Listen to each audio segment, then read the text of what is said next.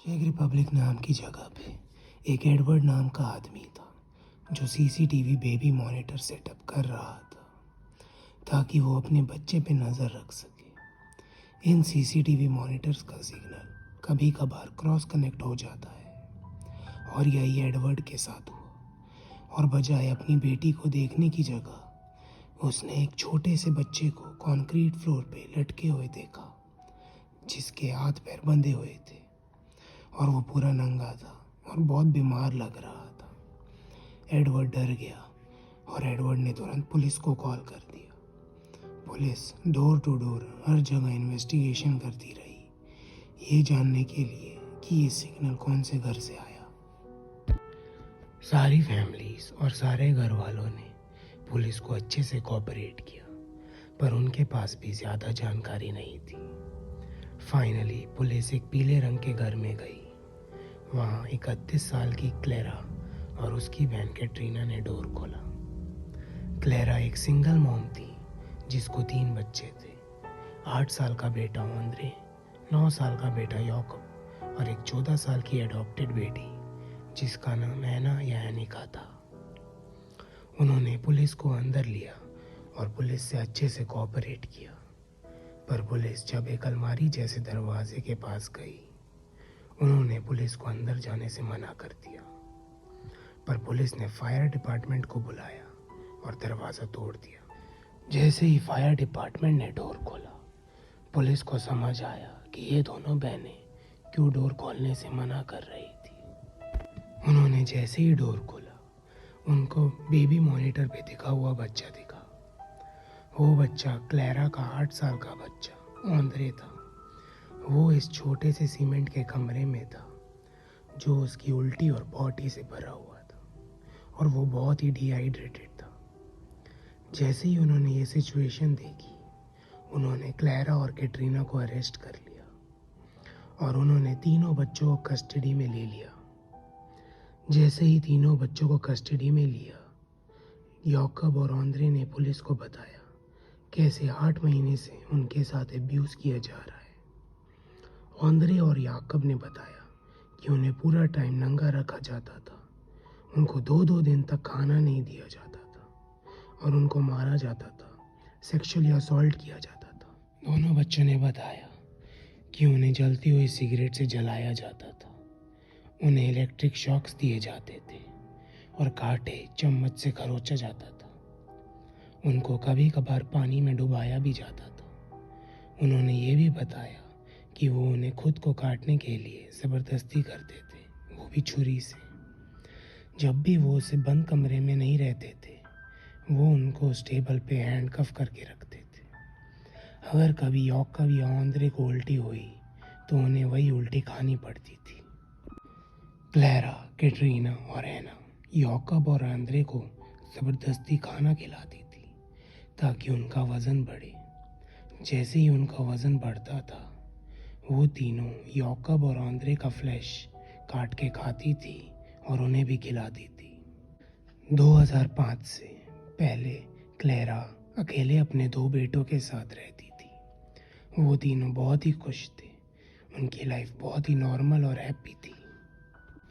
पर जल्दी ये सब बदल गया जब क्लेरा की बहन कैटरीना क्लेरा को मिलने आई और उसने अपने साथ एक 13 साल की लड़की लाई थी जिसका नाम एनिका था। एनिका एक अनाथ लड़की थी और कैटरीना उसका थोड़े दिनों के लिए ध्यान रख रही थी। एनिका सेक्सुअल अब्यूज़ के ट्रॉमा में थी और उसे बहुत बीमारियां थी जैसे लुकेमिया, किडनी फेलियर और वो ज़्यादातर हॉस्पिटल में ही रहती थी। क्लेरा बहुत ही वीक और ईजिली मैनिपुलेटेड थी। उसने एनिका को अडॉप्ट कर लिया और खुद के बच्चों जैसा ध्यान रखा। जब भी एनिका को हॉस्पिटल जाना होता था कैटरीना उसे हॉस्पिटल लेके जाती थी। वो कभी क्लेरा को जाने नहीं देती थी। ये बहुत ही अजीब था। पर क्लेरा को अचानक ईमेल्स और मैसेजेस आने लगे जो एक डॉक्टर से थे और वो डॉक्टर एनिका का डॉक्टर था। वो मेल्स के थ्रू क्लेरा को बताता था कि एनिका की क्या ट्रीटमेंट करनी है। उसने क्लेरा को मेल में बताया कि उसे अनिका की पूरी बॉडी रब करनी है, उसके प्राइवेट पार्ट्स बार बार छूने हैं। उससे वो जल्दी ठीक हो जाएगी और वो खुश भी रहेगी। और बाद में पता चला कि अनिका एक 31 साल की औरत है जिसका असली नाम बारबरा था और वो कैटरीना की दोस्त थी। कैटरीना बहुत ही अजीब थी। पुलिस को पता चला कि बारबरा को ग्लैंडुलर डिजीज है जिससे वो बच्चे की तरह ही दिखती थी। क्लैरा को एनिका को अडॉप्ट करना था, पर एनिका का डॉक्टर जो क्लैरा को मेल्स लिखता था उसने क्लैरा को बताया कि वो एनिका को अडॉप्ट नहीं कर सकती क्योंकि क्लैरा के बेटे याकूब और आंद्रे एनिका को बहुत परेशान करते हैं। और उसने बताया कि उसके बेटों में ईविल स्पिरिट है जो निकालने के लिए उनको मारना पड़ेगा। इसलिए क्लैरा ने अपने बेटों को याकूब और आंद्रो को अब्यूज़ करना चालू कर दिया ताकि वो एनिका के साथ रह सके और वो दोनों अच्छे से बिहेव करें। क्लैरा ने एनिका को अडॉप्ट कर लिया।